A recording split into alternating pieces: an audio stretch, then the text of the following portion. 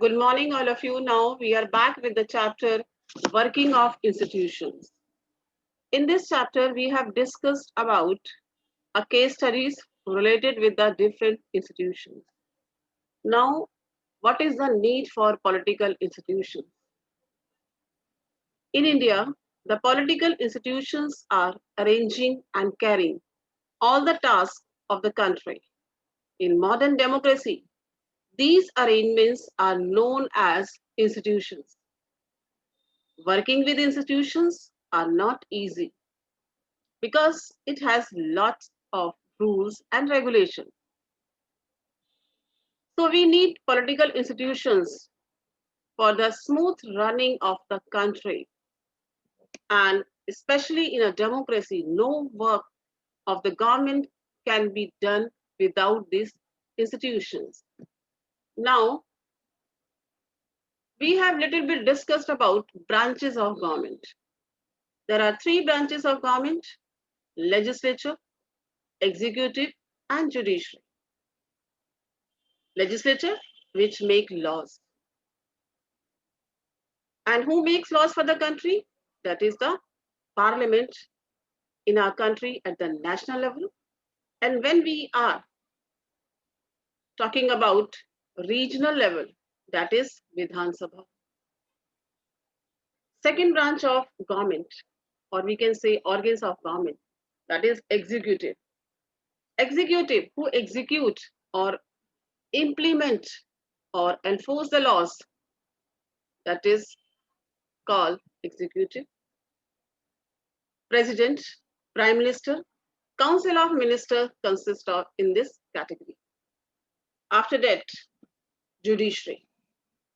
Judiciary, that means protects the law.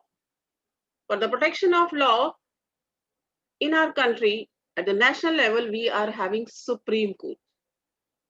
And at the regional level, we are having high courts and district courts. Now we will discuss about all these institutions one by one, or we can say this is also called separation of powers or power sharing, because power is shared by different organs of government: legislature, executive, and judiciary. Now first we will discuss about legislature, that means parliament.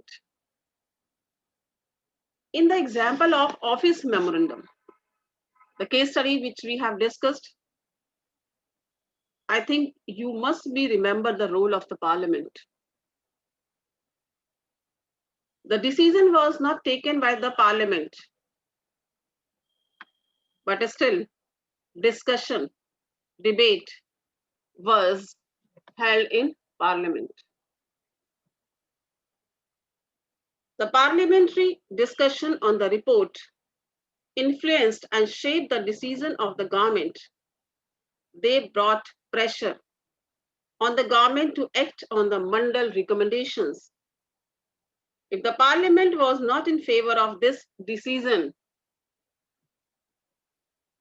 the government could not have gone ahead move. Can you guess why? Because you have already studied about the parliament in previous classes. Now we will discuss about why do we need a parliament. In all democracies, an assembly of elected representatives which exercise supreme political authority on behalf of the people. You just remember the first feature of democracy: major decisions are taken by elected representatives on the behalf of people. In India, such a National Assembly of elected representatives is called Parliament. At the state level, this is called legislature, legislative assembly, or Vidhan The name vary in different countries. but such an assembly exists in every democracy, which exercises political authority on behalf of the people in many ways. Now, why do we need? Because Parliament is the final authority for making law in any country. It can also change existing laws or abolish existing laws and make new ones in their place, as you can experience currently what is happening in the country. Evolution of Article 370. That means abolish the laws, new laws, CAA. Next, the most important function of parliament is to make laws. Now, parliament exercises control over those who run the government. That means legislature control over executive. When we are talking about government, that means executive. When we are talking about parliament, that means legislature. So no decision can be taken without the support of the parliament. Parliament controls all the money that governments have. In most countries, the public money can be spent when the parliament sanctions it. That means parliament is having full control over money matters. And the last one is parliament is the highest forum of discussion and debate on public issues and national policy in any country. Parliament can seek information about any matter. So we need parliament for performing various functions, and especially in a democratic country. Now, two houses of parliament. India, which is having two houses of parliament. Since the parliament plays a central role in modern democracy, most large countries divide the role and powers of the parliament in two parts. They are called chambers or houses. In India, we call two houses, isn't it? One house is usually directly elected by the people and exercises the real power on behalf of the people. And the second house is indirectly and performs some special functions. In our country, the parliament consists of two houses. The two houses are known as Council of State, or popularly known as Rajya Sabha, and the House of the People, that is known as Lok Sabha. And the President of India is a part of the parliament, although he is not a member of either house. He is independent, neutral. That's why all laws made in the houses come into force only after they receive the assent of the president. Now we'll discuss about difference between Lok Sabha and the Rajya Sabha. If we will talk about number of members. In Lok Sabha, maximum strength of the house is 550 to 530. Nowadays, it is having 530. Members are elected from the states and 20 members from the union territories. 2 members are nominated by the President of India from the Anglo-Indian community. And the strength of the Rajya Sabha is 250. This is the first difference between Lok Sabha and the Rajya Sabha. That is on the basis of membership. Next is who elects the members. who elects the members of Lok Sabha? Lok Sabha is directly elected by the people. So whenever we are talking about the elections of parliament, that means election of Lok Sabha. And members of Rajya Sabha are indirectly elected by the people. After that, what is the length of the term?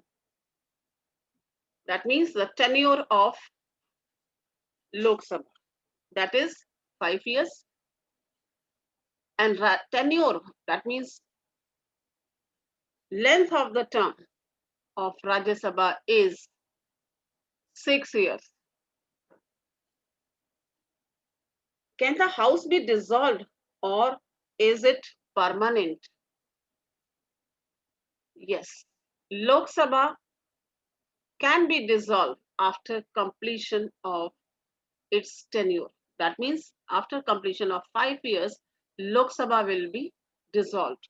But Rajya Sabha is a permanent house because after every 2 years, 1/3 members will be changed.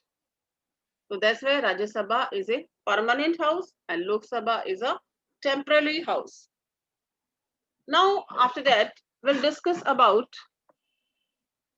which of the two houses is more powerful.